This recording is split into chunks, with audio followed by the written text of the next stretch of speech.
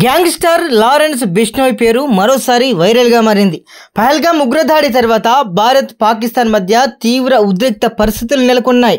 ఈ నేపథ్యంలో లష్కర్-ఎ-తోయిబా chief Hafeez సయీద్ను లేపేస్తామంటూ social మీడియాలో లారెన్స్ గ్యాంగ్ ఓ పోస్ట్ హల్చల్ చేస్తుంది. అమాయకులైన మా దేశ పౌరులను పొట్టన పెట్టుకున్న లష్కర్-ఎను వదిలిపెట్టే ప్రసక్తే లేదని, దేశ సరిహద్దులు దాటి అయినా సరే లష్కర్-ఎ అంతు చూస్తామని ప్రకటించారు.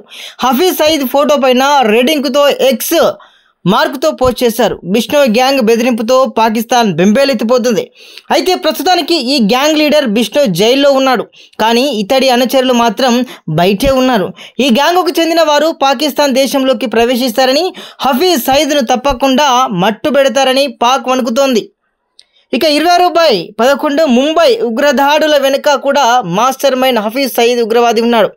ఇతడి ఎన్నో దాడుల్లో కీలక సూత్రధారిగా ఉన్నాడు.